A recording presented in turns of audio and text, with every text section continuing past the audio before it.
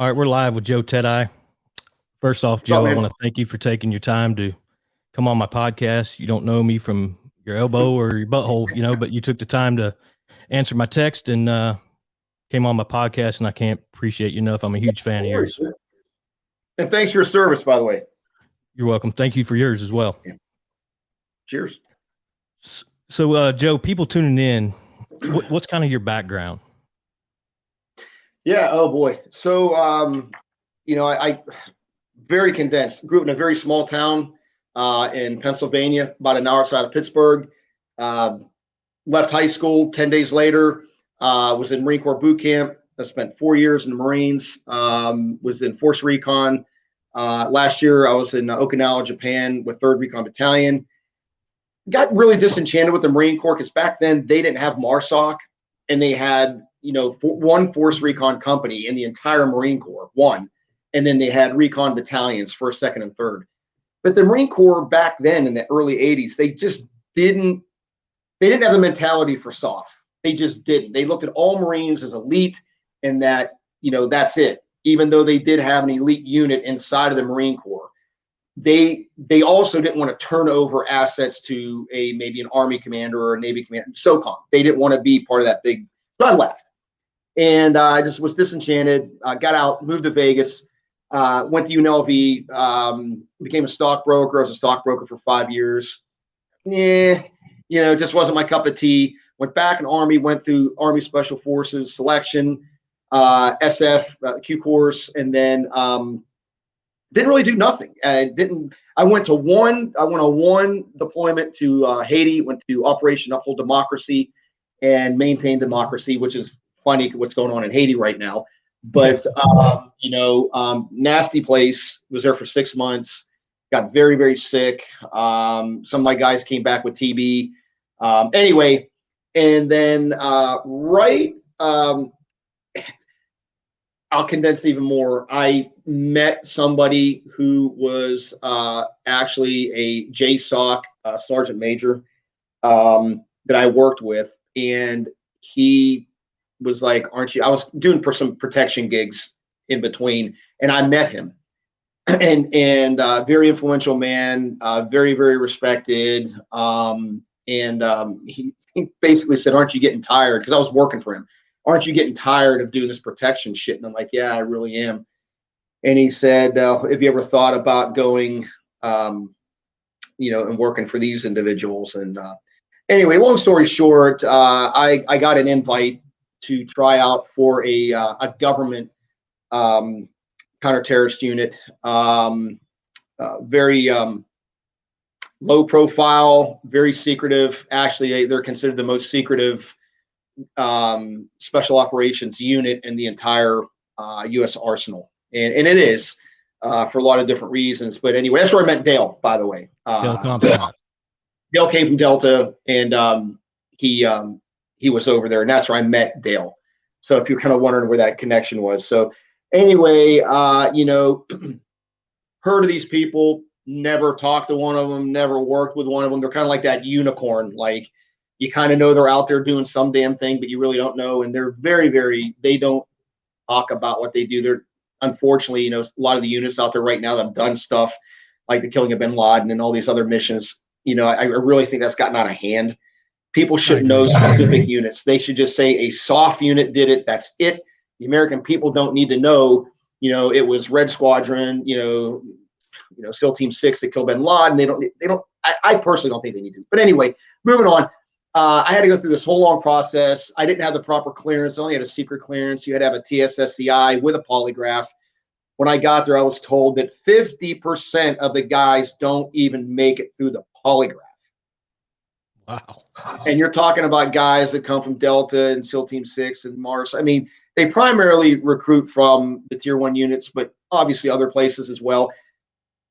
And they said, don't get so excited because most guys don't even pass the polygraph. And I was like, all right, whatever. I passed. And then, obviously big time background investigation to get my TSSCI, psychological evals. Then once I made it through all of that, then I went to an OTC, their operators course. Everybody gets butthurt about using that term, but I went through some special training. Let's Let's just put it that way. I went through a 6-month special training program with this organization that got me up to speed where I needed to be operational.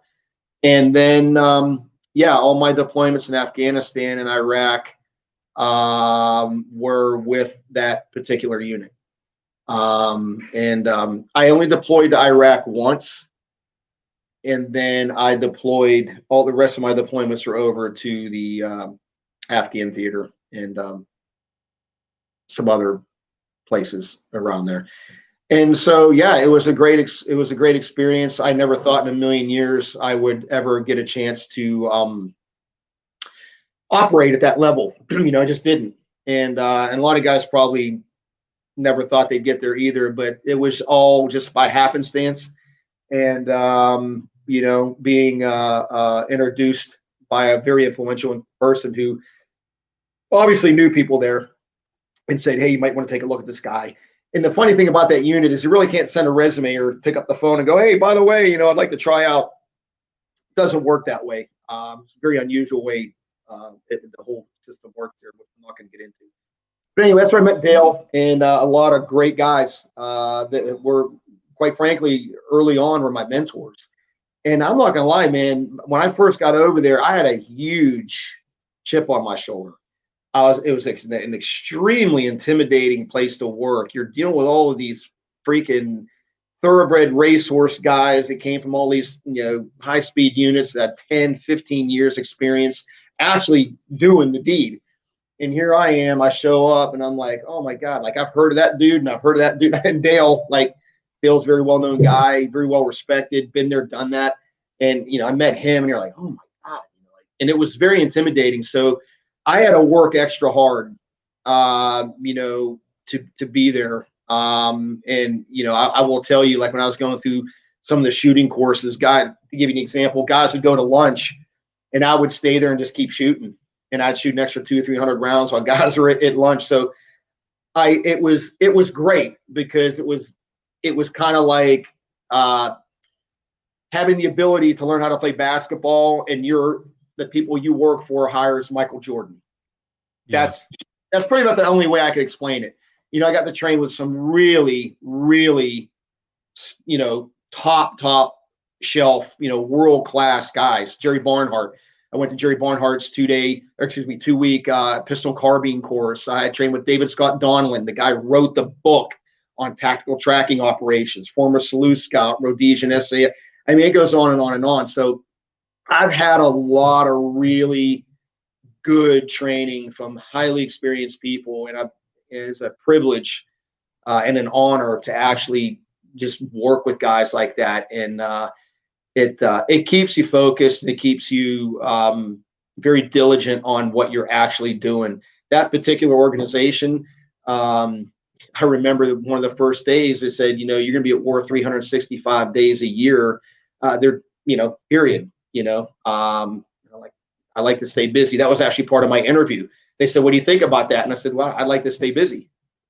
I mean, when you say that, good. You're at war 365 days a year. Good. At least I'm not going to be sitting around training, like I did in the Marine Corps and the Army until, you never get in the Super Bowl. And that's what I wanted. And I don't want to speak for any other soft guys, but I guarantee you talk to any other soft dude, they're going to tell you the same thing. They didn't join to just train. They want to get in and fight. They want to see if they can do what they've been trained to do. I'm sure you agree. Oh, 100%, 100%. So correct me if I'm wrong, Joe. There's some articles, there's some pictures of you holding a H&K 416. Can you explain a little bit about that? And here's some pictures and stuff. That's a picture of me. I'm not going to say where it's at, but I'm carrying an H&K 416, and I'm not going to elaborate on why I'm carrying it. That was an issue weapon amongst several the unit that I belong to, and good weapon. I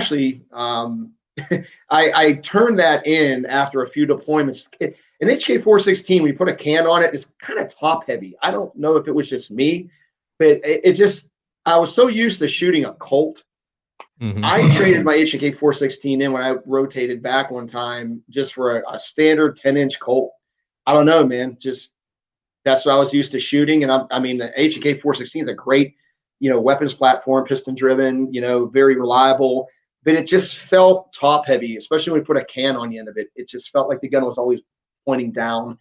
But yeah, guys in Delta use a 416. Guys in that group carry a 416. Very expensive weapon system. It's a shame that the rest of the military can't, but they're quite pricey. Yeah, that's. But as far as I've been asked the question before, man, I'm going to give the same answer. I am morally and ethically and legally obligated to not disclose who I worked for. I never have. I've been asked dozens and dozens and dozens of times, and I've never disclosed who I worked for. Missions, you can talk just like anything else. You can talk in round room type of stuff, dates and places and times. And, I'm not going to get into all that stuff or TTPs but everybody's got war stories, dude. You know what I mean? It don't matter what you did. If you were downrange and you were doing something, you got war stories. I don't care if you were in an FOB for 6 months, you probably got mortared or whatever. Everybody's got stories. And I like stories, don't get me wrong, but I like stories that are going to teach me something, not like, I killed 10 guys. Well, big deal. You know what? You're in a soft unit. That's what you fucking do. Exactly. That don't impress me, how many guys somebody has tuned up. And to be honest with you, and you've talked to Dale, Dale is a perfect example. Here's a guy who's been he is the most seasoned combat veteran I have ever met. And I've met a lot. He's been in every conflict since Panama. Okay. Yeah. And I mean, at a high level, he was the guy that breached the fucking roof at the Modelo prison with Delta to rescue Kurt Moose. So, but Dale, he's not that guy. Like, that's why I respect guys like him and other dudes. They don't need to blah, blah, blah, blah, blah, and talk about this. They don't have to. They don't have to dick measure with anybody. They're very confident in their skin. And those are the guys that I try to emulate, as a mentor, like that's the kind of guy. And I don't have a problem saying that. I think everybody has to have a mentor or someone you want to emulate. Like that guy's at the tip of the spear. How did he get there? And how does he train? And what's his mindset? And guys like Dale are more than happy to share. It's just they don't brag about it. You know what I mean? When I hear, and I'm not going to mention names, but I watch a lot of YouTube videos, man, and just to see what people are out there training and talking about, because that's what I do. And I see some of these guys talking about their experiences in Afghanistan and Iraq. And, you don't need to be so blunt about what you've done and, how many guys you've tuned up or this or whatever the case may be. People assume that already. If you're coming from the SF community or SEAL community or Delta or, Dev Group, people automatically assume that's what you're doing anyway, so I just don't think it's appropriate. That's my personal opinion. And in my book, I talk about one mission, dates, names, places, everything's changed, but it's factual. And it was a really bad situation, but I leave a lot of the stuff out. The reason I tell it is there was a learning point. The whole thing is why you're reading this chapter is to teach you something, right? And so that's how I kind of look at it. Some people. What's the name of your book? Lone Operator. You can get it. You can get it on Amazon. Lone Operator: How to Survive and Thrive in the Modern Age. And I wrote it about a year and a half ago. And it's basically an autobiography / learning manual, just on lessons learned in my life from a young man, aspiring to get into special operations and having to deal with phobias and being bullied and the loss of my mother in high school and on and on and on. Parents divorced, pretty ugly background, no big deal. Everybody has their own shit they got to deal with. But, I get into the weeds a little bit about it. But again, there's a learning point there. It's not just blah, blah, blah, blah. It's like, this happened and this is what the result was. And this is what I learned from it. It's that kind of thing. was very difficult actually to write that book, to be honest with you, dude. It was, I thought it'd be easy. When the publisher contacted me and they're like, hey, let's do this book. I'm like, oh, an autobiography. Yeah, it's all right here. I don't have to do a whole lot of thinking, when in fact, it takes a whole lot of thinking because you only have so many chapters, so many words. I basically had 10 chapters, 6,000 words a chapter. So everything had to be compressed, which is kind of hard to tell a story that takes 100 words and you got to tell it in 50. You know what I mean? Yeah. So, speaking of survival, you were on a reality show, Duel Survivor, which I'm a huge fan of.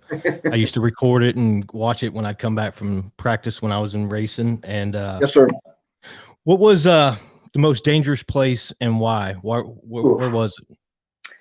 Well, as soon as you said that, Africa popped up. But I've been asked this question before. There were two scenarios that were really sketchy.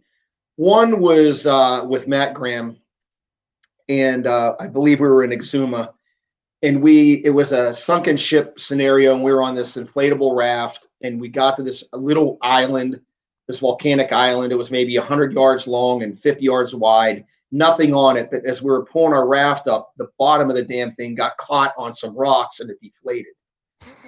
So we had to swim from that island to another island that you could see. And of course, you're on water, like, oh, that's not that far, when in fact, it's normally 3 times as far. Did you know that? If you're looking out across water, if you go, that's only 200 yards, it's probably 6. So we figured it was about a mile swim, just kind of looking at it. So anyway, they're like, well, y'all need to get over there. So we got in the water. And man, it was Shark City.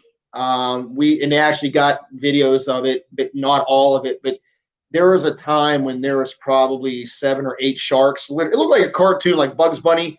You're floating in the middle, and there's just all these sharks around you.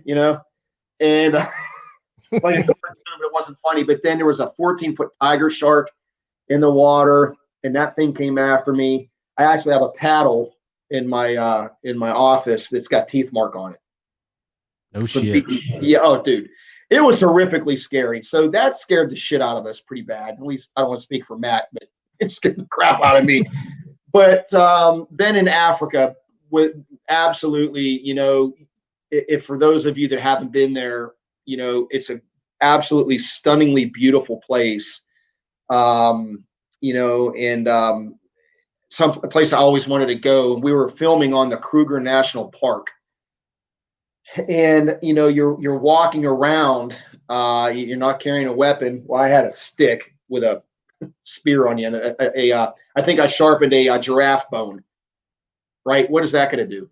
So, and you've got all these apex predators around you. Lions and Cape buffalo and elephants, and hippos in the water. And you're walking through this area, and there's no fences. It was crazy. It's like you're on the inside of a zoo now, but you're on the wrong side of the freaking fence, And we walked up on lions. I actually got charged by a lion there and an elephant. That scared the crap out of me, especially the lion, because we saw her. She was laying during the day. Lions aren't doing shit except relaxing from eating all night. You can see their stomachs are all fat, dumb, and happy, and they're just kind of like laying there, and they'll sit up and look at you like, and they'll lay back down, But this one in particular, she was about, I don't know, 50 yards away, maybe. She just kind of blended in really well. And we're like, oh, there's a female lion there. But then all of a sudden you see these little tails popping up behind her.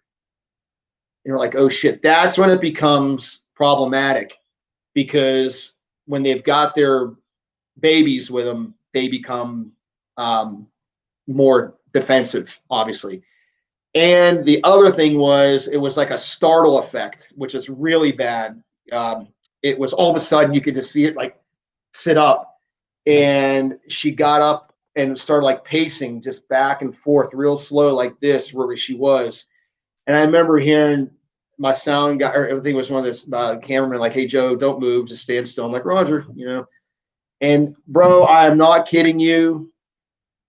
Before I could say, oh shit, and I'm not exaggerating, that fucking lion closed the gap so fast. I literally couldn't even react. I'm not exaggerating. It probably got within, I don't know, 10 yards, 15 yards of us, like this. And of course, you get that massive adrenaline dump. And I remember in slow motion seeing its feet hit the ground. And I remember seeing the sand go up like a wave. And I remember seeing its eyes dilate. I know this sounds really freaking weird, but if you've ever had a massive adrenaline dump, you guys know what I'm talking about. I remember it because I remember seeing its eyes go like dilate, and it was that close. Like it was actually probably closer. Now I'm looking at my house. It was probably within 10 yards. It was really close. And everybody's like, Joe, don't move. Don't move. And I'm like, let me clean up my drawers here first. But anyway, you could see the hair. That was another thing. I could remember seeing the hair on its back standing up. It was pissed off, but it was it's like a dry charge, basically saying you need to get the hell out of here. And we slowly, you don't turn your back. That's when they told us you do not turn your back on an apex predator, because that basically lets them, it kicks in their fight or flight, and it's already charged us. So you just maintain eye contact and backed out. And we backed out probably for about 100 damn yards. We walked back down this trail. And then on that same actually it was another, we were in Namibia. I got charged that was in South Africa. We went to Namibia, shot an episode where these baboons actually attacked Matt and I. I don't know if you saw that one. Mm-hmm. Dude, that was scary shit, man. I bullshit you not, they were acting like a military unit, like that. You could hear the patriarch making all these noises. They got these giant fangs, and they were moving like a coordinated freaking, like a freaking fire team. Wow. And I'm like, holy shit, these things, they literally closed us off on this cliff. We ended up rappelling off this cliff to get away. But yeah, really dangerous show to shoot. I'm not gonna lie to you, man. When I signed on the dotted line to do Duel, I was like, I can do this. Now, granted, they didn't sign me up to be the survival expert. I ain't no survival expert guy. Guys, let me tell you. Let me just give it to you straight. And I said this on the show a bunch of times and edited it out. If you are reduced to rubbing sticks together to save your ass in a survival situation, you should be taken out of the food chain in the gene pool for being stupid. It's called preparedness, okay? A lighter, $1 in a dollar store, guys. Like, do not put yourself in a situation like that unprepared.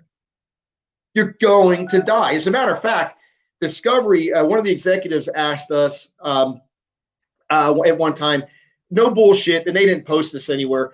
They asked Matt and I, what do you think your chances of surviving one of these situations are? And of course, Matt Graham, 10 times more knowledgeable than I am about survival and lives the lifestyle, right? The guy's a walking, talking encyclopedia, and actually a very, very nice guy and a world-class athlete. I will tell you that, which I loved about him. He said, I think 7%, and I said 10. So, wow. So take that to, think about it. And that's working with a guy like Matt, like him saying that, that's pretty scary. You know what I mean? So, and everybody, then you hear, I've been to this survival school, or I've been to SEER school. Guys, let me tell you something. That does not prepare you for a real world survival situation. It's giving you skills to, make fires and this and snares. But I'm here to tell you, you're on a time clock.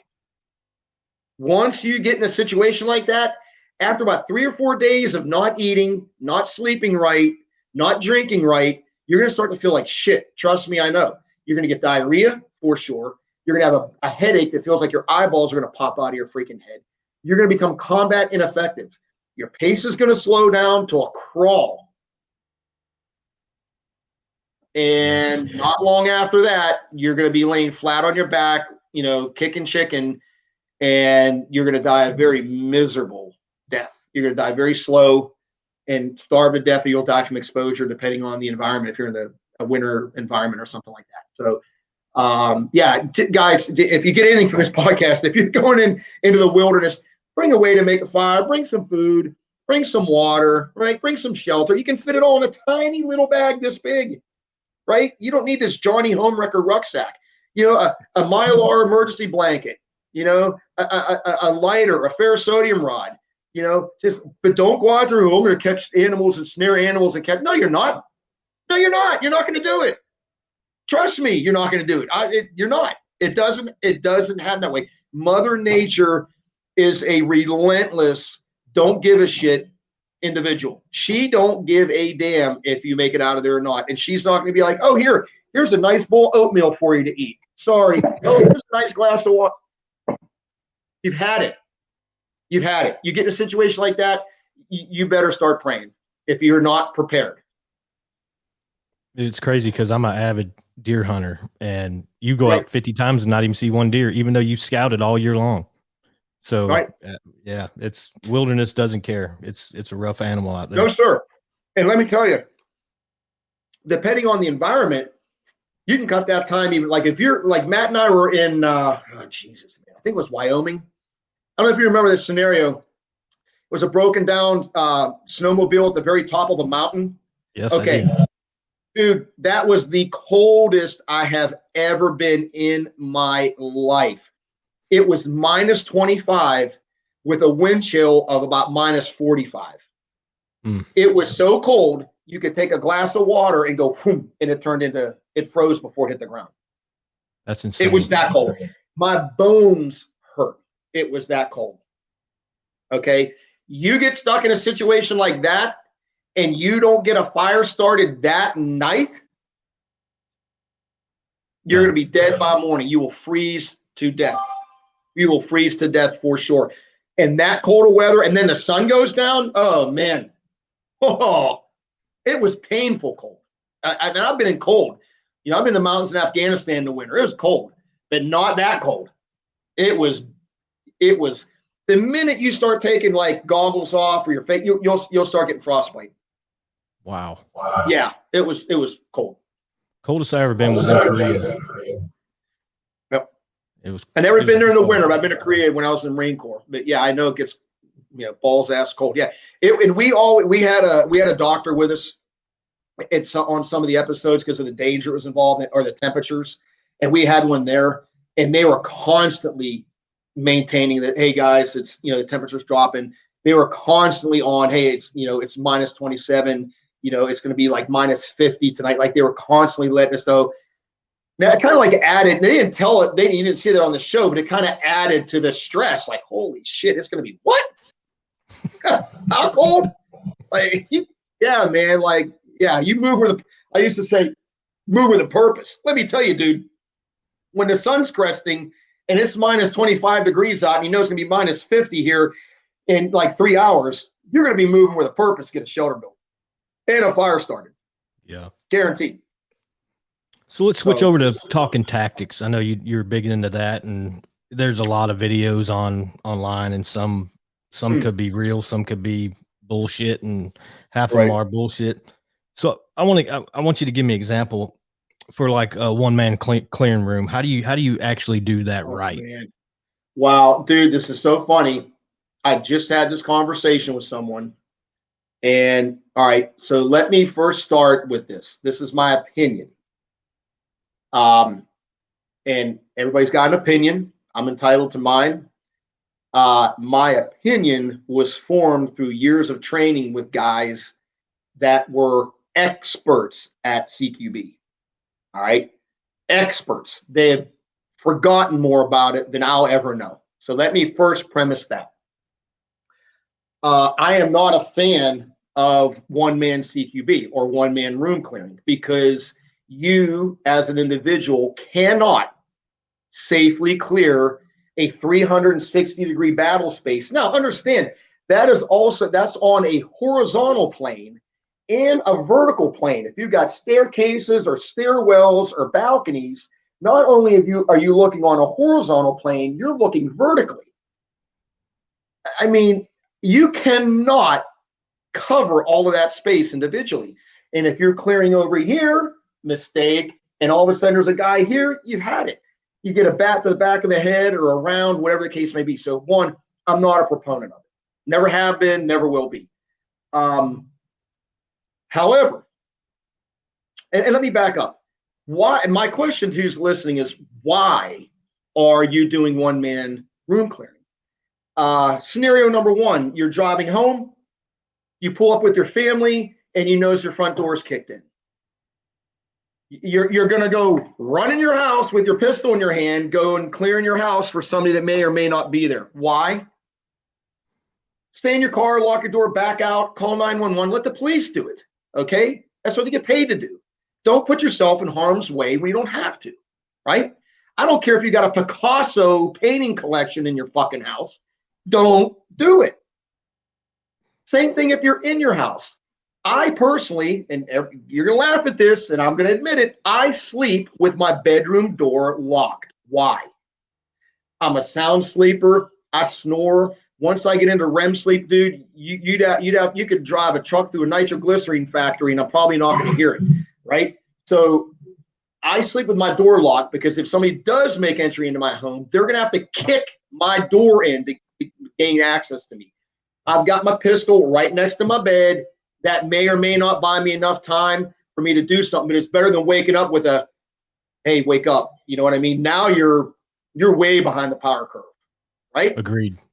So scenario two, I'm in my room. I hear whatever, somebody's breaking in. Maybe I do hear them. Am I going to get out of my bed, unlock my door, and go in a one-man room clearing? No. I'm going to dial 911. My cell phone goes with me everywhere. It's in my room and I'm sleeping. It's charging. I'm calling 911. My door's going to stay locked. There's nothing in my house. If you want to take it, that's worth my life. Now, let me give you a caveat to this. The only time, in my personal opinion, and professional opinion, that I would go on a one-man house clearing is to go retrieve or protect a family member. Maybe you've got kids upstairs. Maybe you hear somebody screaming. That's a different story. I am not going to sit idly by and hear a family member or a friend screaming and yelling when I have a means to protect them. That is about the only time. But you better do it right. And let me give you an example. Oh my God, you can get me off on a tangent here, but I'm just going to give you a couple things. Okay, I can go on and on. And I'm not, guys, I am not pulling this out of my butt. I have watched training videos on YouTube with guys teaching this. Backgrounds from police officer, SWAT officer, Army, Navy, Air Force, Marine, SOF, you name it, everybody in between. I have seen these mistakes made and being taught, in my opinion, will get you killed. Number one, I've seen videos of people standing. All right, you're going to pie your room. You're standing on the door frame. You know, you're using it for cover and you're pieing. Let me tell you something, guys. There's no cover in your stinking house. Zero. A 22 long rifle will go through 10 sheets of drywall. 10. Do you really think that standing behind a door frame and behind drywall is going to stop a round? The difference between cover and concealment, that's concealment. It's hiding you. Cover stops bullets.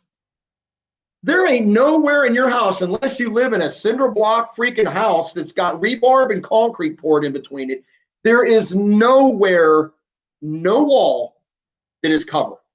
There just isn't. Pull it up online if you don't believe me. Type in 22 long rifle drywall penetration. There's a bunch of it'll show you right through 10 sheets, half-inch drywall.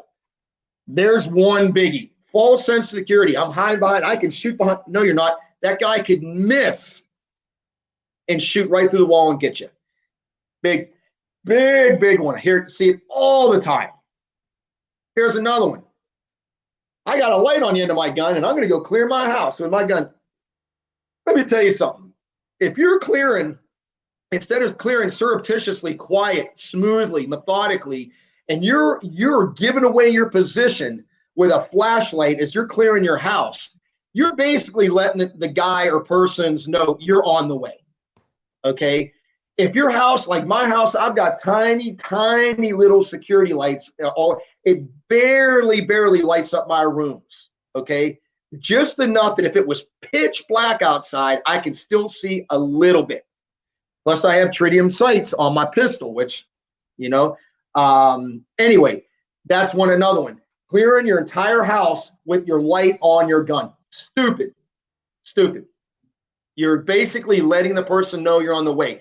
It's like having a white light discharge inside of a target building, and you're trying to maintain light discipline and sound discipline. You just started off breaking that rule. I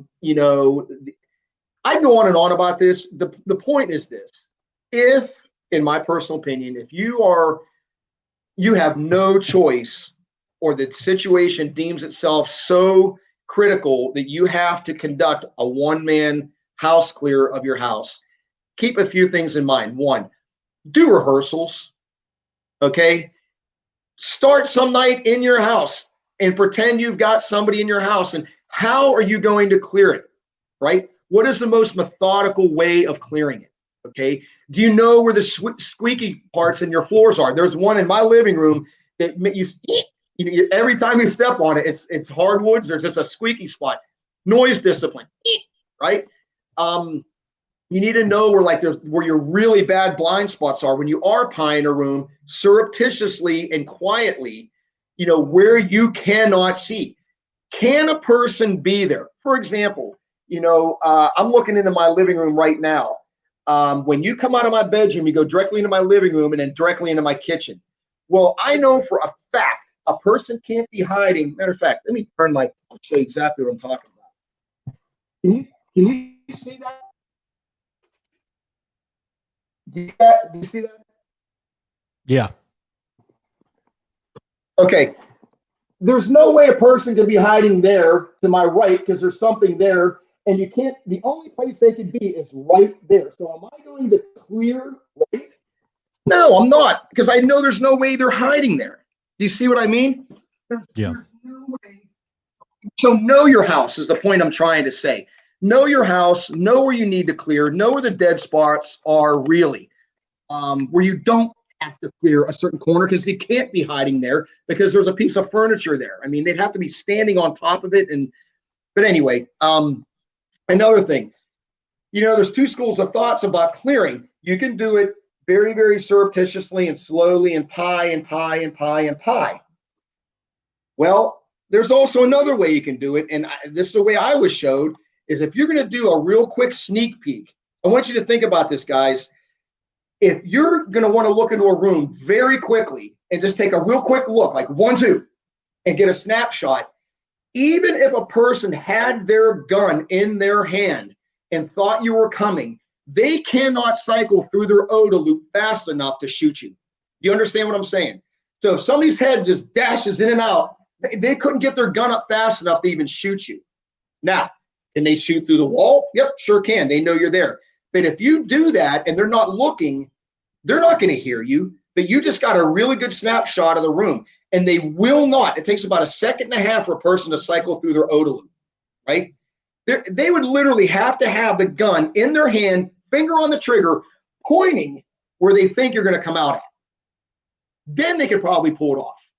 But if they're just standing there and they had their gun, they'll never get a chance to cycle through their OTA loop, observe, orient, decide, act. They'll never, by the time your head gets back in, they'll never be able to shoot it. Now they can shoot through the wall. And these are just a few things, that I talk about during my WETC course. We get into this in the weeds about the OTA loop and, the color code of awareness and reaction time and all of this stuff, because I call it tactical reality, because people like to teach tactics and shooting, pistol shooting, carbine shooting, because it's sexy. It's cool. Look at me. I'm a former this and I'm a former that, and I've been trained. And you don't know what you don't know. And civilians just think because you're a former this or a former that, you know all the right tactics. Well, unfortunately, that is not always the case. There are plenty of guys out there that have great great. I'll give you one. I've never met this guy. I've got to give him a plug because I actually watched some of his videos. And he's extremely knowledgeable. I've never met him, but like a guy like Pat McNamara, former Delta guy, he has great videos to watch. He's no bullshit. He tells it to you the way it is. Talks about range theatrics and all this stuff. And he's right. You got to train the way you're going to fight. You don't just go to a range and sit there, doing static draws, belt buckle to belt buckle. You got to train in unfamiliar environments, bad weather conditions, one-handed shooting, all that. You got to train in all of that shit. Anybody can just sit there and just shoot static. Here's another example. You watch people talk about the draw, right? Pistol draw, 4-count pistol draw. Well, there's actually 3 kinds of draws, not one. There's 3. You've got a combative draw, you've got a static draw, and you've got a surreptitious or covert draw. A combative draw is if like you and I were getting into it, and we're actually hands-on with each other, I'm going to have to break, gain distance, draw with one hand, right? Or maintain a grip and shoot, point blank. But that is a combative draw when you're actually engaged with someone physically. Then you have a static draw which most people do.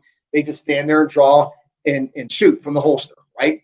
Then you've got a surreptitious or covert draw, which I've done twice in Afghanistan, where you're in a situation and I don't want to get the whole, we were talking to people, trying to gain information. It was starting to get really ugly. I had my M4 slung. I had my 17 on my hip. And I could tell I didn't know what they were saying because we had an interpreter, but I could tell that the body language and the way the volume was going up kind of making me nervous. And I didn't want to bring up my gun like, hey, asshole. So I bladed away, turned my left shoulder to the threat and slowly pulled out my pistol along my leg and just left it there. He didn't see it, but I already had my gun in my hand. And I was non-threatening. And I don't want to get into the whole situation. I didn't want the guy to feel threatened, but I was like, okay, I need to get a gun in my hand right now because if this turns shitty, because he did have an AK slung in front of him, I wanted to have that OTA loop already beat. And I was already in the course of action. He even touches his gun, I was engaging. But I didn't want to have my M4. Do you see what I'm saying? I didn't want to get my gun in my hand. It's like, why are you putting your gun in your hand? Right? It's a thinking man's game. So there's 3 kinds of draws, right? Combative, static, and surreptitious. And people, they just talk about the one. So I call them training scars, Alan. They're things that people learn that either one will get you killed or injured, or it's just plain wrong. You know what I mean? It's just plain wrong. Here's another one. I've gotten in arguments about this, and I will not budge on it. I will not. After you're done shooting with your pistol, right? You're in a real world scenario, right? So actually, I'll talk about 2 things real quick, if you have the time. 2 things. Yeah, plenty of time. 2 things. One, you'll hear this all the time.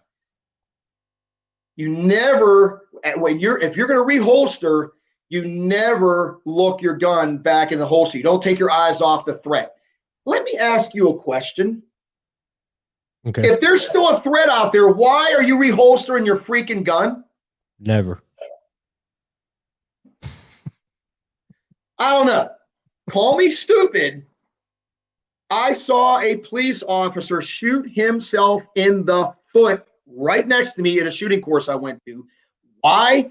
He didn't look his holster or his gun back into his holster, and he had a small mag light on his belt right next to it, and it hit the trigger. And boom, shot himself right on top of the foot with a 40 cal. You look the gun back into the holster, period. Why are you reholstering if there's a threat? If I'm in a situation, I'm engaged, let's say somebody's trying to rob me, I'm walking out of a store, and bam, bam, bam, bam, I tap, 2 guys, boom, down. I'm not going to stand there on the X. I'm moving to cover. I'm calling 911. I'm not just standing there, and I ain't putting my gun away until the police arrive. There may be more. I'm not holstering my gun. I'm just not. No. When I holster my gun, the area is secured. It's secure, or I'm gone. I'm in my car and I'm out of there. Right? Agreed. I mean, guys, look, you don't need to be some high-speed, low-drag, freaking, tier 0 fucking guy to figure this shit out. Like, are you going to put your fucking gun away if there's a threat still lurking around? No, you're not. I'm not. If you want to do it, go ahead. I'm telling you, when you reholster, look your gun back into the holster. Okay? It's a safety thing. And you don't want, and I've seen guys do it too. Where's the holster? They'll start doing this shit. I'll show you. First off, safe and clear, safe and clear, safe and clear, right? You'll see them doing this. They're not looking, and they're doing this. They point the gun at themselves. They're doing all this crazy shit. Guys, look it into the holster. It's that simple, okay? It's just that simple. The other thing, oh yeah, here we go. So there's basically 3 types of reloads. No, not 2. There's 3. There's a speed reload. There's a tactical reload. And then there's a slide lock reload, right? So, and that's the way I was taught. I ain't pulling this shit out of my ass. This is what I was taught when I was going through training. And I agree. I was always told there's 2. Speed reload and a tactical reload. What's a speed reload? You're shooting, bum, bum, bum, bum, bum, bum, and you know you're running low, and you want to put a new fresh mag in. You drop the magazine, and you put a fresh one in. Slide has it locked to the rear, rounds in the chamber. You got a fresh mag. Then you've got a tactical reload. You're shooting, bam, bam, bam, bam, bam, and you always hear the same terminology. There's a lull in the fire. Okay, well, there's a lull in the fire. Hopefully you're behind cover. Hopefully by then, if there's a lull in the fire, you better be behind cover.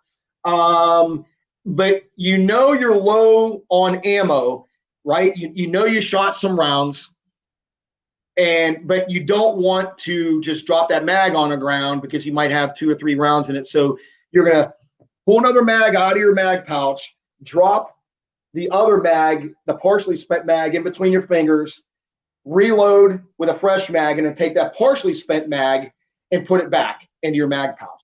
Wrong, wrong, wrong. 1, let me ask you a question.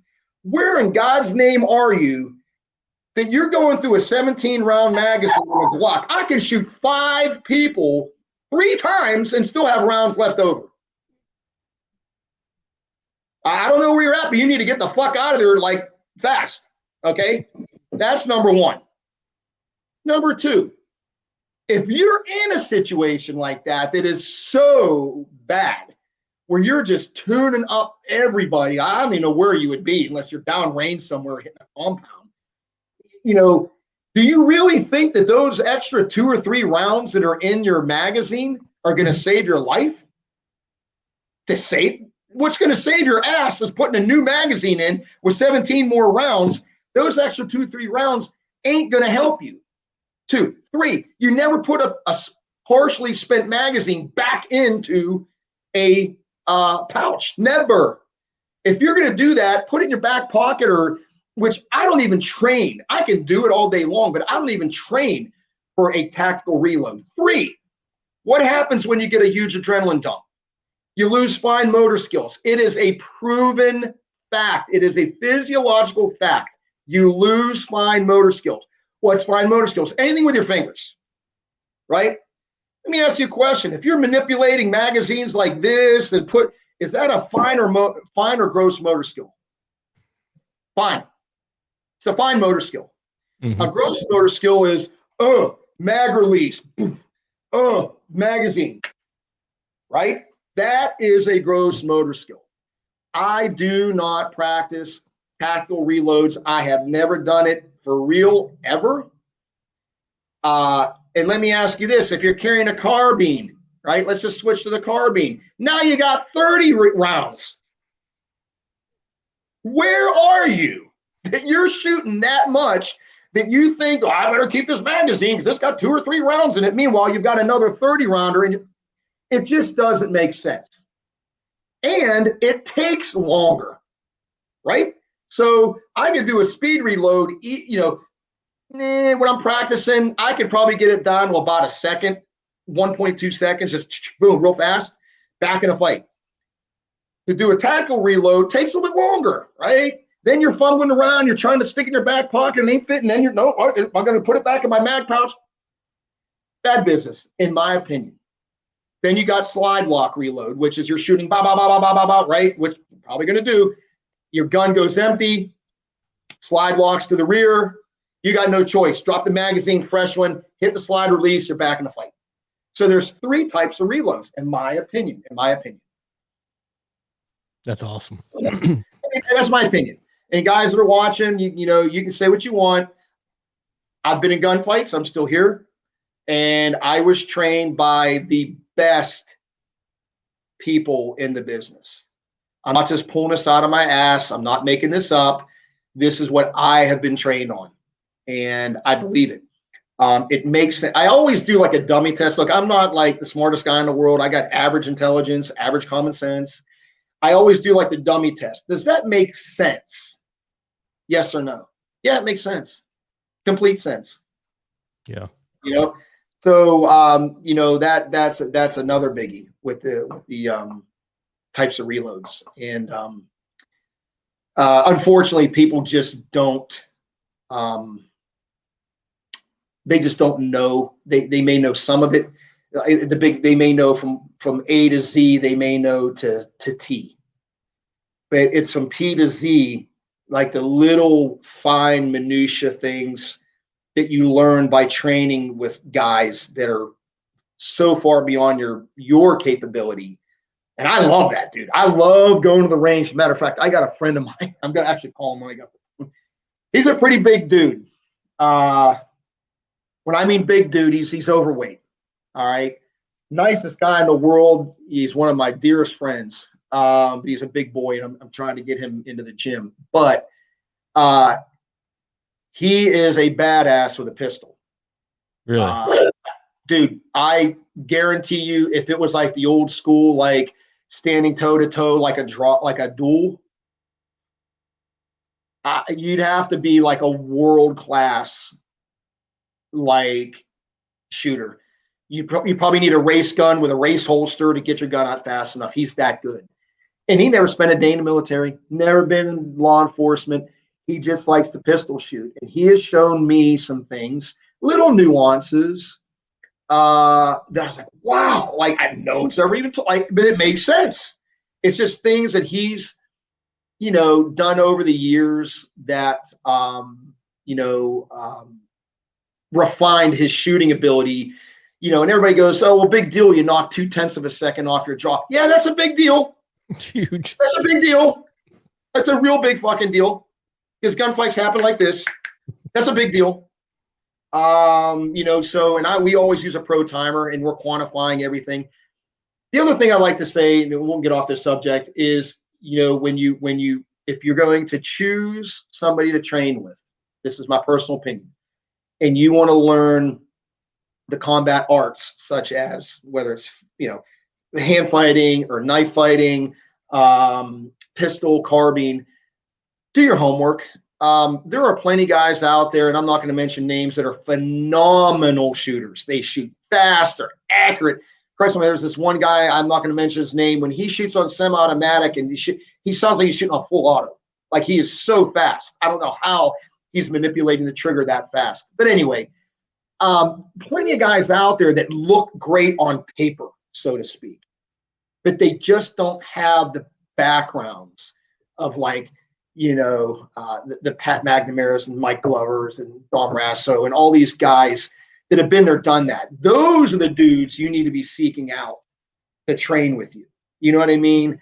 Because the money you're going to spend, you know, the Dale Comstocks and, you know, the Kyle Lambs and, you know, those guys, the money you're going to spend training with these guys, yeah, they may charge a premium, but think about who you're training with. That's like going to Michael Jordan and saying, hey, dude, show me how to play basketball.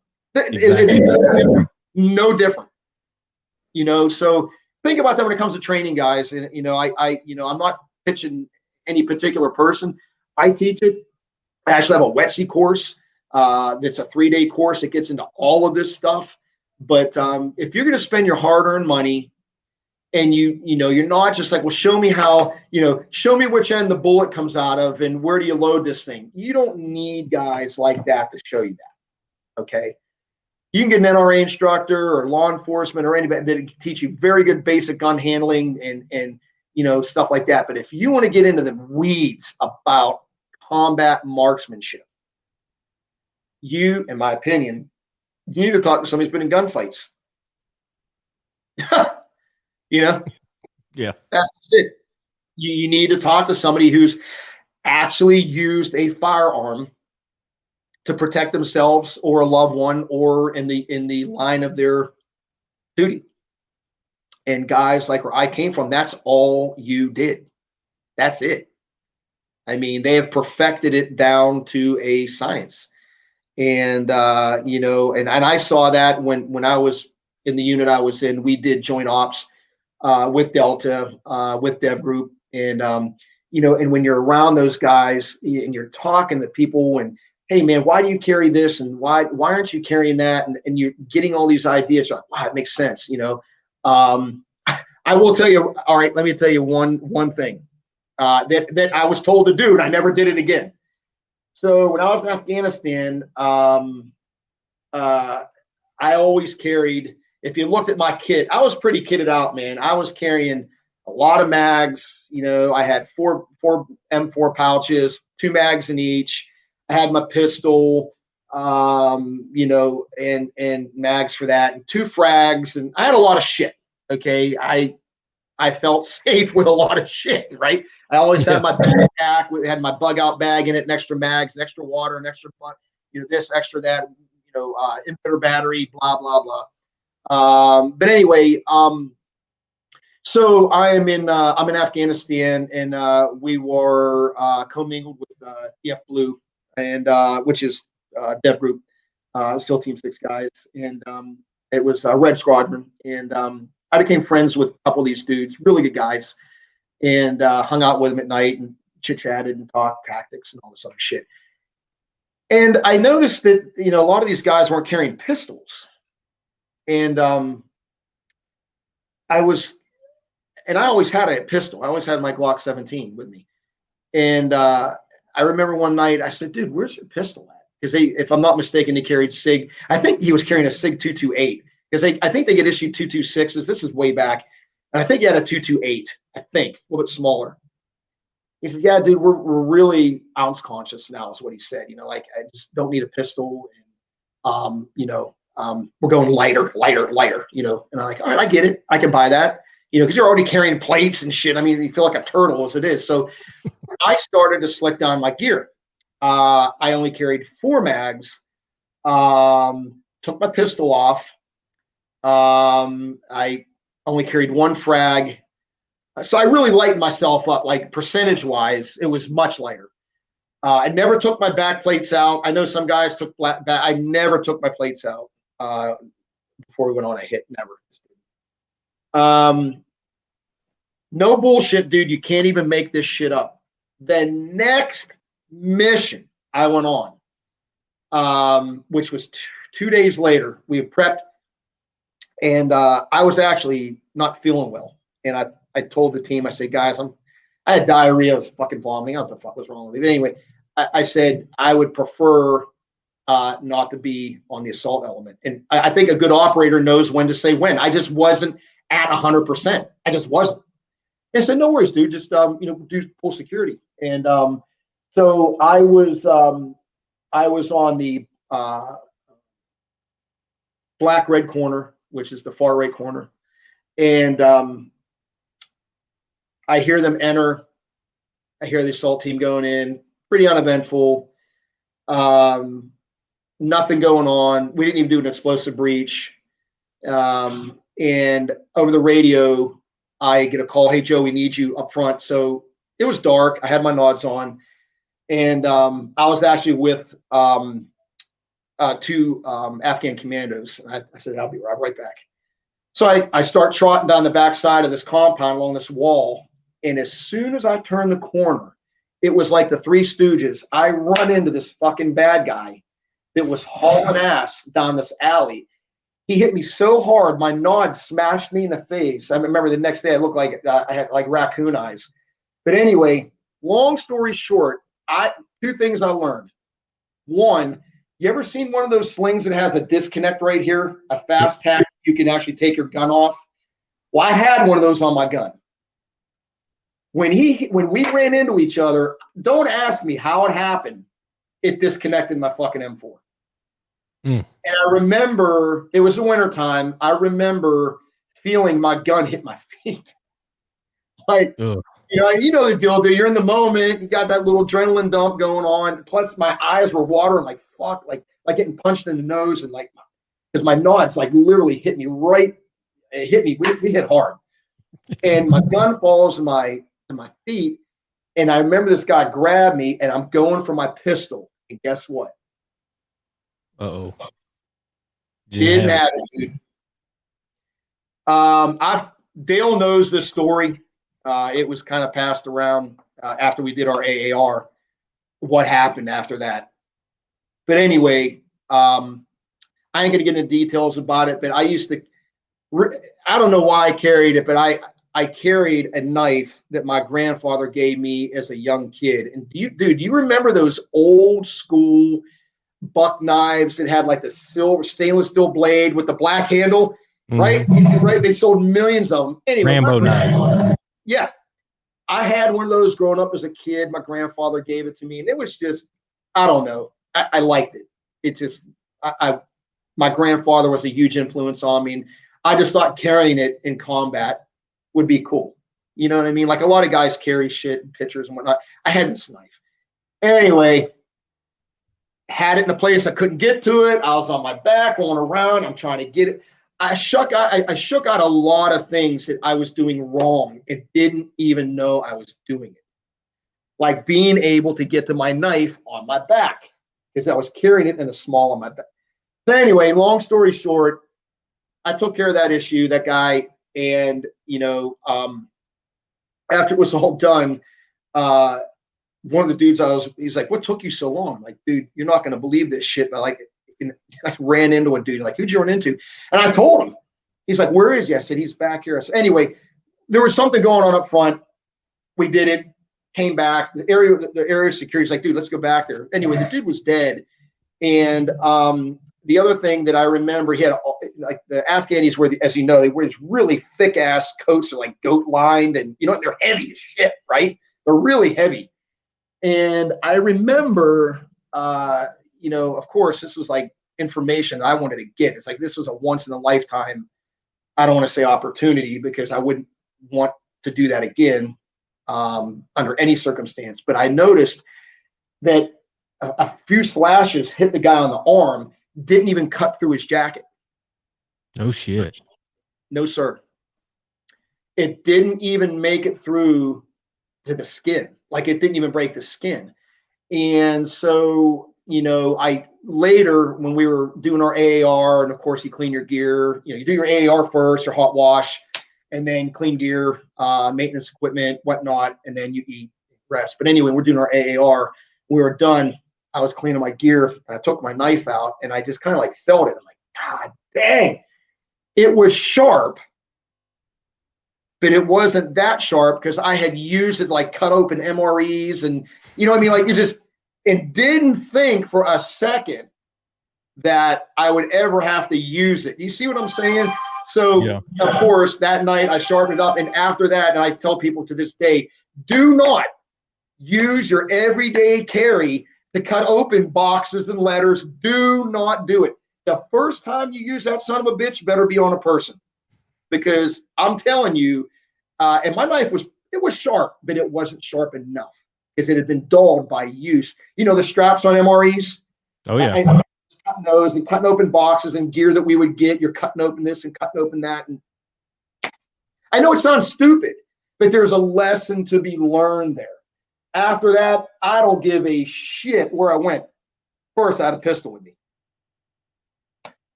Number one. And I always kept my knife sharp, and I never used it. I actually carried a lock blade. That was a fixed blade, 5-inch blade. I always just carried a Spyderco in my pocket after that, just for EDC carry downrange. But yeah, dude, very weird. You know, Dale still laughs about it. You know, it was kind of like a humorous point, but it wasn't so humorous. This dude, I remember too, he had an AK. And when my weapon fell on the ground, my first thing was to grab his gun, right? And then we were wrestling with, he had one hand on me from what I remember and one on a gun. And I remember he kind of let go, and on the ground I went with his, but by the time he was already on top of me. You see what that's, I mean, it happened like this. And it's so funny. They said, how long do you think this went? And dude, when you have an adrenaline dump, a minute, 2 minutes, I don't even really know. If I were to really have to guess, I'd say the whole thing from soup to nuts, from the time I smashed into him to the time that I started walking away, was probably a minute and a half. Wow. But I could tell when I left that he had bled out. Because, you know, I would have just, you know, made sure that the threat was neutralized, but there was no fire. I didn't want to just shoot on and also, oh, shots fired, you know, and now everybody else spun up, right? And so I didn't want to do that either. But it was very obvious he was dead. His eyes were open. But anyway, long story short, just a stupid shit like that, man. Just stupid stuff like that. You know, I carried a pistol after that, and I still saw guys not carrying pistols. And some of them I shared the story, and, you know, some just were like, whatever, you know, it's just bad day, you know? Yeah. So I carry a Glock 19. What do you carry? So I'm a Glock fan. Actually, I never was until I got in the unit I was in. But I've got a clearance safe, right? I carry, this is my EDC. It is a Glock 17, but I sent it away to Zev Technologies, who's done a little bit of work on it. Flared magazine well. They also stippled the grip. It actually has like a sandpaper type grip on it. I've got a extended magazine release right there. And then if you see right here, they dremeled out the trigger guard so you can get more of a purchase with your middle finger. I don't know if you see that. See how it gets a little bit higher in the saddle there. It's just if you've never done this on your guns and then you're a pistol shooter, I highly recommend you go try one first. Don't just, you know, and you can, I mean, I can't do shit myself. I send my guns away. If you had a Dremel tool and you're so inclined, you could do this yourself, you know. But are those Trijicon night sights? They are, yes, sir. They're Trijicons. And I've got an orange one in the front and 2 green in the back. And a lot of people go, why? And I will tell you, depending on the situation, if you go to draw and present your gun at night, maybe your eyes aren't quite focused. You're going to see 3 dots in a row. And if they're all green, this may be your front sight. You may have your gun so cannoned that your front sight is so wet. But if you have an orange front sight, you know you've got 2 green and 1 orange. It helps me, put it that way, for a night shooting. It's very quick for me. As soon as I see the orange, because you're concentrating on the front sight, obviously your eyes are focused on the front sight. But yeah, I like a Glock. I don't like a Glock 19, dude, because I got kind of big hands and I just can't get enough real estate on a 19, even with the extended mag with your pinky. I just can't get enough. I can shoot a 17 way better than I can shoot a 19. No, that's cool because I run the yellow ones too, but I didn't think of the end sight. Mine's all green. That at night they'll all blare together. That's what I'm saying. Especially under stress and you're real fast. Do it. Pick up your gun some night, clear it, and just stand in a dark room and just, you know, punch it out quickly, and then just cant your gun, and you'll see what I mean. You'll see 3 dots, but that doesn't mean your front sight that you've got a good sight picture, you know, or a sight alignment. Excuse me. You know, it's you got to make sure your sights are aligned. So, and like I said, this stuff I've got from other guys. You know, I was never at that level pistol shooting. And what I actually learned was, you know, I was actually decent with an M4, But what really separates the rock stars from the groupies as you kind of go up the food chain in special operations, that the guys that can shoot pistol really well, really well. And I'll be the first to tell you, when I was in the Army, we carried a Beretta, 92 FS double action. I could shoot it. Yeah, I had a heavy, big gun. I could shoot it. Don't get me wrong, but tough gun to learn on. You go from what is it, 10-pound trigger pull to like a 4 or 5. Don't quote me on that, but you're going from double action. It's a really hard gun to get good with. I've also changed out a few of the springs in my 17. I'm not a big fan of messing around with the trigger too much, but I did have some of their springs reduced just a little bit smoother, a little bit crisper. I'm down to about 4 pounds on the trigger pull. I'm not a fan of dropping it any lower than that. I'm just not. I think it's unsafe. And again, that's all personal preference. But yeah, that's what separates the rock stars from the groupies, are the guys that have a lot of experience shooting pistol. A pistol is an unforgiving weapon. Barrel's that long. You know what I mean? Any mistake you make is compounded exponentially because it's an inherently inaccurate weapon because of the short barrel. So shooting an M4, you can teach somebody to shoot an M4 pretty darn well in a day, where they're ain't gonna go out and embarrass themselves.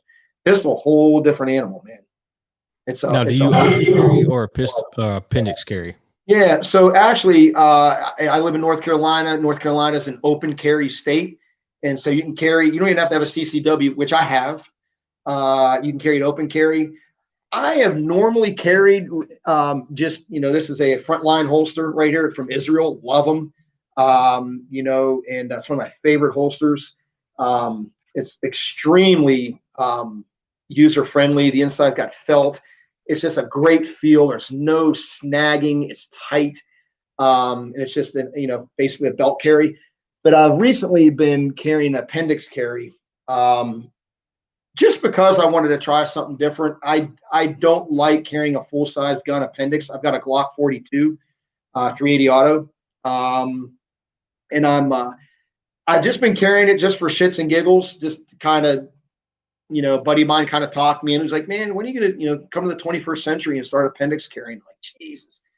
So I got a Glock 42 and, I've got, I carry one mag on my hip. But again, I've trained so much to just draw from my hip that I have to, kind of think, clear the garment, draw kind of thing. I don't want to be thinking, but I do train with it now, Alan. When I go to the range, and I do a ton of dry fire. Well, that's another thing, guys. You want to get really good with a pistol? Do a shitload of dry fire. I'll be honest with you.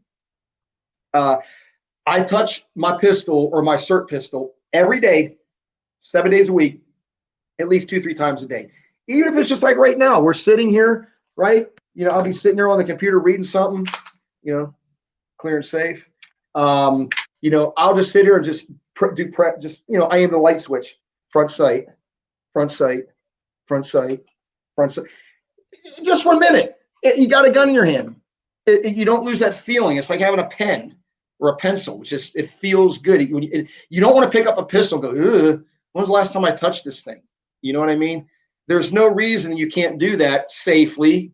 Clear your weapon. Remove the source of feed, lock your slide to the rear, check the chamber. You can do it safely. No reason. If you're just sitting there watching damn TV, there ain't no reason you just can't have your gun in your hand just on a commercial, and I'm a big advocate of that stuff. And I talk about it in Wet Sea. People don't have time to train. Bullshit. Well, you got time to train. It's a mindset. You just choose not to. Another gentleman, never met him. I read his book, actually, Extreme Leadership, Jocko Willnick's. And this guy gets up at like 4 o'clock in the morning or some shit every day, or 5. And he shows his watch online. That's a choice. He chooses to wake up at that time. It's discipline. It's a discipline. Everybody has the choice. Wake up a half an hour early and go for a walk. Wake up for a half an hour early and train. It's a choice. For those of you that say it's not, you're full of shit. All you're doing is making excuses for yourself. Agreed.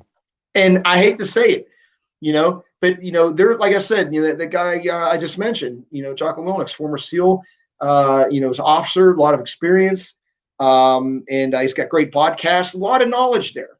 You can tap into a lot of it. Just be careful who you're listening to. You need to listen to guys like that have the experience, and that's invaluable in my opinion. I agree. You ever went to point blank range? Yes, sir. As a matter of fact, oh boy. So when I lived in Vegas for 5 years, the gentleman that started that, Ignatius Piazza, who's I believe a former chiropractor, he started point blank, and he didn't have that giant facility that he has now.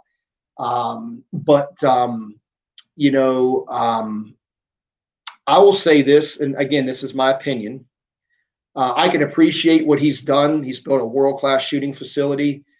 Second Amendment proponent, very patriotic guy, very well-versed, great orator, very smart marketing guy. I mean, he should get a medal, the way he's marketed his company and grown it the way he has. But I've been to two of his courses. One was his handgun instructor course. And I don't know if they teach us anymore, but the way they were showing the way you stand, your stance and your grip, and the way your arms were, they weren't fully extended. There was a bend in them. No, that's not how I shoot. Just don't. And I'm not saying it's wrong. That's not how I shoot. Because in a real gunfight, you're going to lock your arms out. And if you lock your arms out every time the same way, that sight picture that you're getting in the sight, everything is the same. It's the same. How do you know where this bend is? You can't simulate that bend in your arm exactly every time. You can't. But if you lock your arms out, you can. So, but yeah, that's a great facility, and he's a great guy. I actually had dinner with him one time, and he wanted to actually at one time ask me to be one of his instructors, and I couldn't because I had a full-time job being a stockbroker. So, but anyway, again, I'm not trying to cast any bad things at him, but that's not how I shoot. I don't know if that's how they teach people now. But here's another one too. So like I remember back in the day in the Marine Corps, I went to Marine Corps boot camp in '82. Had the M16A1. Right? I'm dating myself, right? And the stance shooting an M16 at that time, your hand was all the way back up against the mag well. And I mean, now years later, the way guys are shooting, and I'm just going to give you my personal opinion, it's the way you grip with so you have your strong hand, right? And then you have your other strong hand. Never call this your weak hand, guys. Verbiage counts. This is my strong hand. This is my weak hand. You're psychologically telling yourself, this is your weak hand. This is my other strong hand, right? Verbiage matters. It matters from a psychological standpoint. Strong hand, other strong hand. Your other strong hand as a right-hand shooter, you should have a C-clamp grip on the end of your M4, which is basically my gun right here. But your hand should be extended, not all the way past the, where your barrel is, obviously, but right at the end of your foregrip, and your hand should be wrapped around it. Okay. And the reason is, first off, for stability and for transitioning from one target to another. It's very fast, much stabler platform. I don't know who came up with this, but they're right. That's the way I shoot now. I had to retrain myself, and it was a very quick fix. But here's the kicker. If you do that, right, and I challenge any of you to do this right now, clear and make safe your weapons. If you've got an M4 and a pistol, put your pistol on and sling your M4. Bring your M4 up, hold it the way I'm telling you, using the C-clamp. And if you don't know what I'm saying, Google it and watch a YouTube video. You'll see guys, their hands are all the way at the end of the foregrip and wrapping their thumb around the top of it like that. I will challenge you to tell you that grip is exactly the same grip that you would have for a pistol. So if you take your damn M4 out of your other strong hand and put your pistol in it, it is the exact same grip with your other strong hand. So in reality, when you do a rep with your M4, right, you're also doing a rep with your pistol. It's the same thing. It makes complete sense. It's scary. And again, shooting all these years and all these heights, somebody came up with this, and now everybody's, well, not everybody, but people that do it for a living. I know Marsoc does. I've seen, SEAL team guys shoot like that. Blah, blah, blah, blah, blah. We were, that's the way you should be shooting a carbine, in my personal opinion. And it's, again, when you're burning that M4 rep, you can literally drop your M4 down and pull your pistol out, and your hand doesn't move. The only thing that's different is your thumb is wrapping over the top of the foregrip on your M4 instead of along the side of the pistol. That's it. Try it sometime, dude. You'll see what I mean. Absolutely. So I do a lot of these podcasts. A lot of veterans listen, and I know we talked before the show. You've had some buddies take their own lives.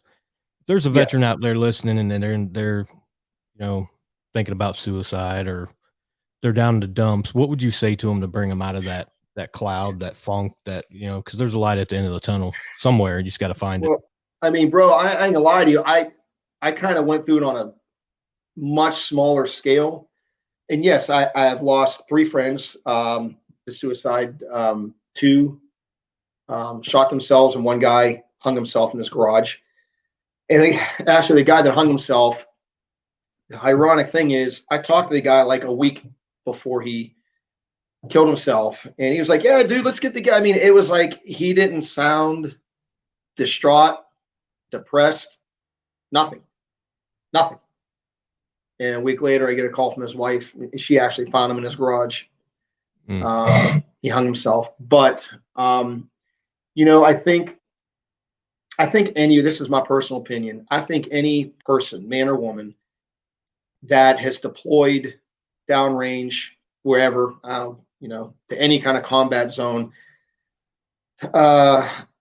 depending on what you did for a living, I think you've experienced things in your life that it's not normal. It's just not. I remember coming home distinctly from one of my deployments, and literally that the night before I left, we did a hit.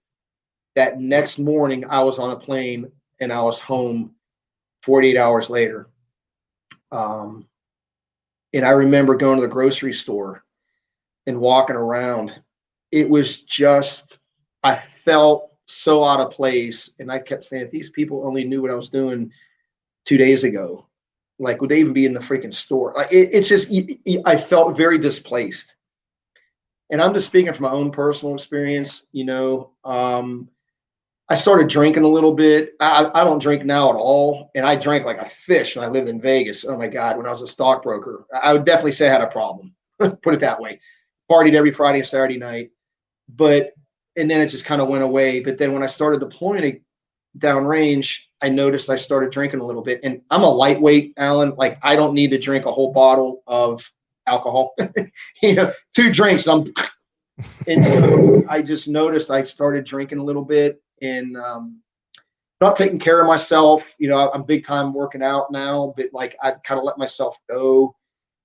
When I stopped deploying, and I was just really lost. Like, I didn't know what I wanted to do with my life. I thought, well, I'm only good for one thing and all that. So I went through my own little period. I went through some depression for sure. That sucks. That's a scary ass freaking thing to go through. And I think we've all had depression in our lives at one. And you don't have to be a veteran, you can be anybody. I mean, geez, I know people that are multimillionaires that have huge, they're so depressed from like 19 different types of ills. But I think we all have had battled depression at one point or another. But what I can just tell you, what helped me was just having someone. I had one person in my life that was kind of like my,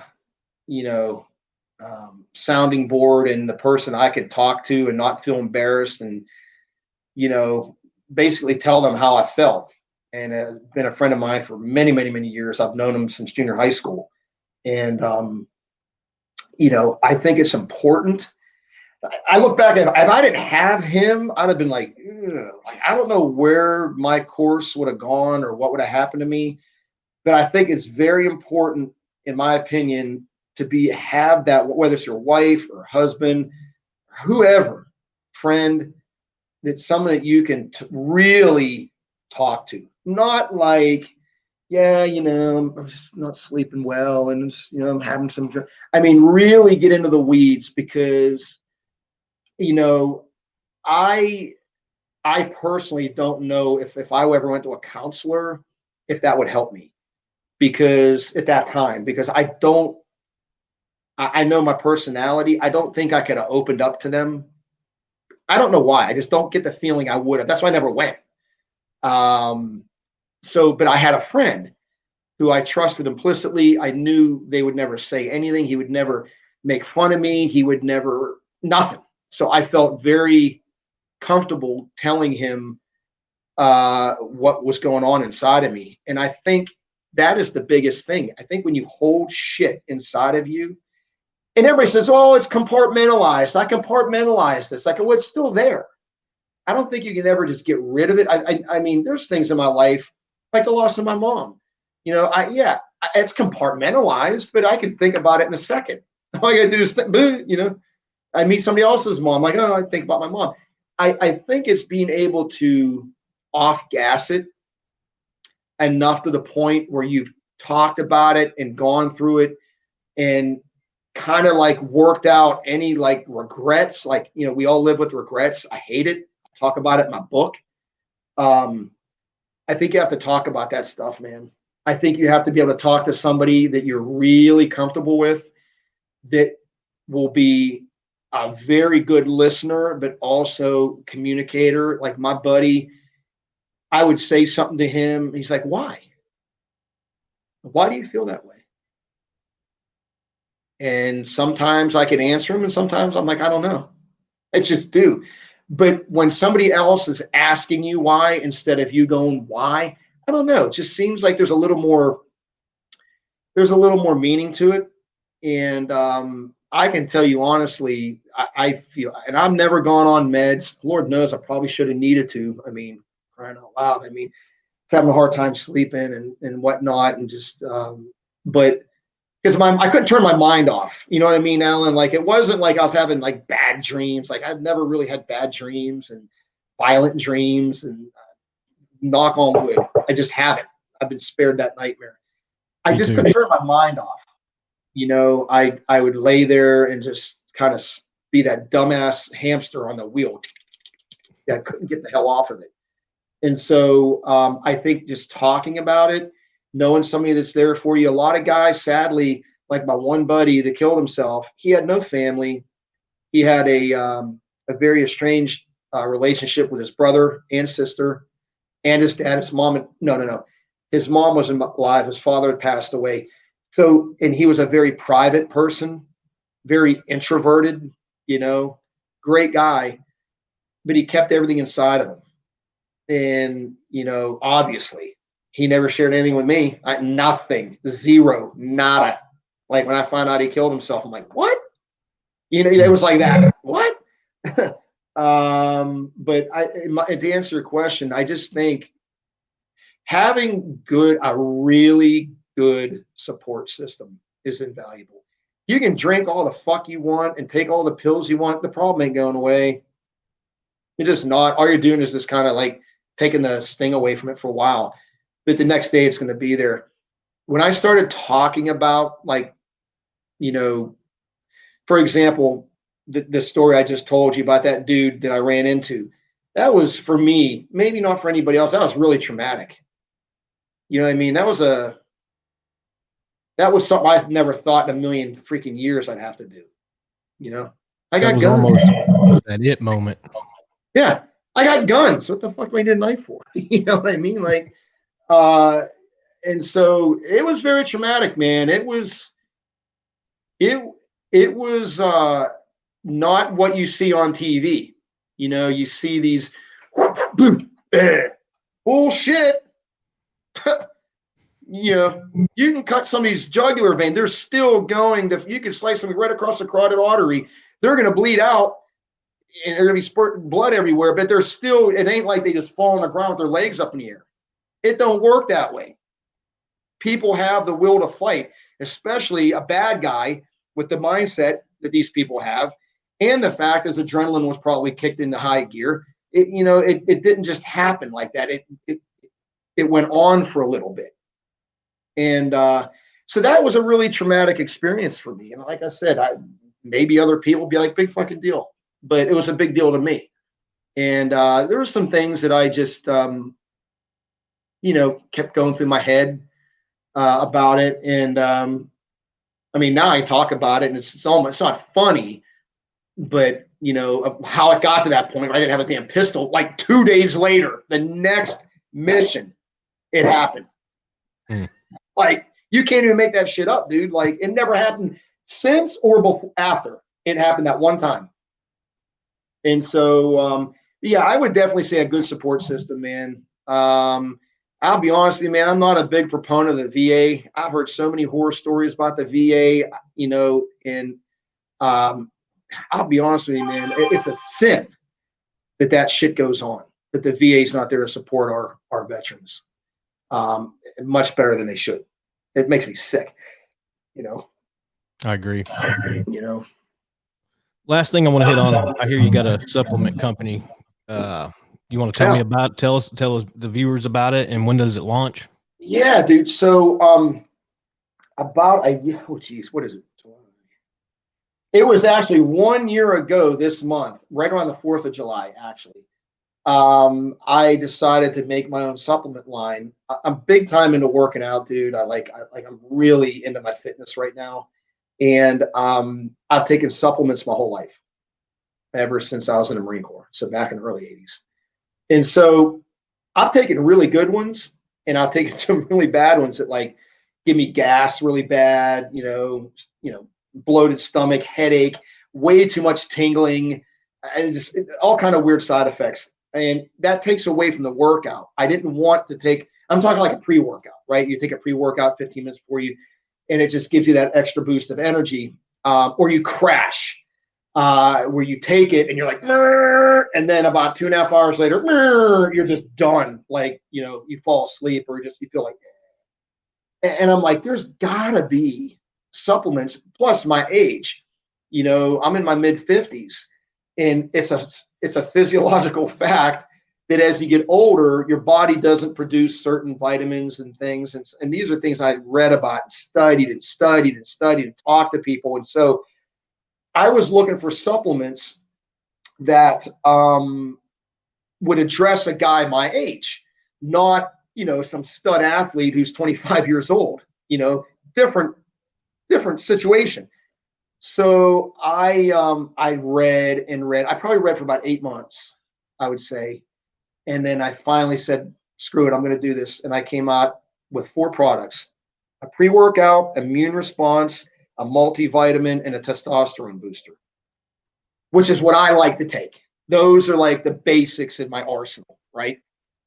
And when I take them, I can tell a difference. And for any of you looking, I'm the guy that's like, if I can get a 1% advantage, 1%, I'm taking it, right? You give me 1% advantage, that might just be enough to win, because in life today, everything's seconds and inches, and can you outthink the person, blah, blah, blah, all that shit. So I came up with these 4 products. I hooked up with a huge company that actually makes them. I obviously don't make them. But I worked with one of their account executives and one of their chemist doctors and told them exactly what I wanted this to do and why. And so trial, sample. I didn't feel shit. Pick up the L-arginine 10%, another sample. I'm starting to feel it. And too much. It's giving me gas. I'm farting. It was back and forth and back and forth and back and forth. And so I finally got it all dialed in. Products are done. We're just doing some back office stuff right now, making sure that our website and everything, which, by the way, you can go to T1 for Life. T1 for Life. And the name of the company is called T1 Performance Nutrition. But we've got the website up. We're just working out some things, back office stuff. But by hopefully next week, everything will be online, ready to rock and roll. But I tell you, it's so funny, dude. What I was saying, you don't know what you don't know. This is a perfect freaking example. I'm taking these supplements, just no crap. I'm just taking them like, oh, it says it does this and it says it does that. And until I started actually digging into the ingredients. So one of the things that I am going to do after this line launches, if it does well, which I think it will, is that my next line is going to be for youth athletes. And so one of the things that I did with these products is I made sure that there wasn't a single ingredient, not one. And let me tell you something, the list is this long for banded ingredients. Not only like banded ingredients on Amazon that they won't allow, but banded ingredients for like the NCAA, right? So, for example, you got this high school kid athlete. He's taking supplements. He goes into college. He's taking supplements. And, maybe they test him there, or he goes pro. And they say, because you can't do any restricted stuff, as you know, there's a lot of restricted ingredients and substances on the NCAA list, and obviously for professional athletes, obviously, duh. If you're taking a supplement and one of those ingredients is on that list, not good. Not good at all. You could literally cancel out some young man's dreams of being a pro athlete by having the wrong ingredients or ingredient in your supplement. So I went, like my eyes were spinning. I made sure, dude, I'm telling you, there was a list this long. It was so big. Absolutely made sure none of these ingredients are in there for that specific reason. And that's why some of these, and I'm not going to get into names, not doing it, just not doing it. There's certain products out there right now. Yeah, man, you take this pre-workout and you can work out like the Ever-Ready bunny for 3 hours. But there may be ingredients in it that just, if you are so inspired to be that pro athlete or collegiate athlete, you get caught and they find out, oh, by the way, this is what you've been taking. Were you aware that this specific ingredient is on a restricted list? Not good. Not good. So yeah, I'm real excited, man. I have a great team of people and a very small group of guys. And I've the samples that I have been sent that I actually signed off on. I sent a variety of people, like a dozen people I used to work with, just a little bit of the whole population. And I've got some really good feedback because you got to remember, man, the consumer is usually right. And if I send out a sample to somebody and you're like, and not one person, but if like 2 or 3 people got back and said, hey, it felt great, but I crashed really hard, or like, dude, like I was farting the entire time at the gym, right? You've been there, done that.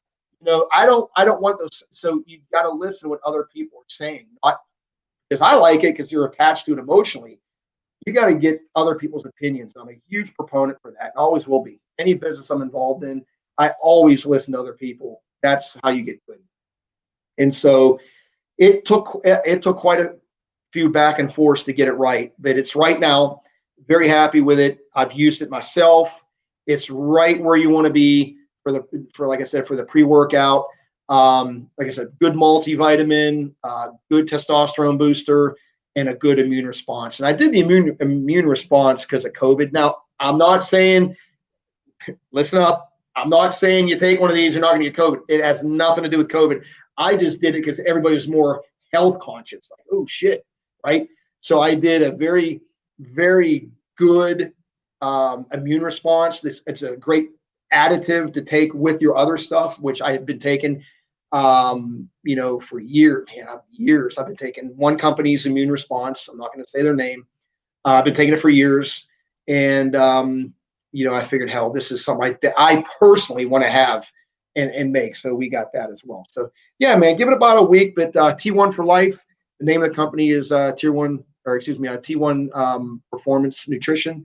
And I think anyone that's 45 or over should definitely take a look at it, because there's very, very few companies, like that many, that actually make supplements specifically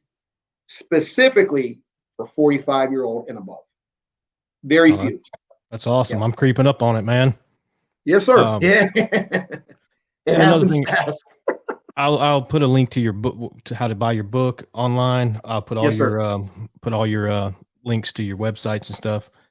Hang on Cool. before you when I end the podcast, I want to talk to you just for a second about that. Yes, sir. Can do. But Joe, I thank you for coming on, man. I'm a huge fan of yours. Thanks, been for a long time, man. I can't even believe I got you on my podcast and actually holding a conversation with you. My pleasure, sir. My pleasure. Thank you for taking the time out, and you know, I hope everybody watches the podcast and enjoys it, and very knowledgeable. And I can't thank you again, man. You're welcome. Thank you. Hope we do it again. Yes, sir. Cool.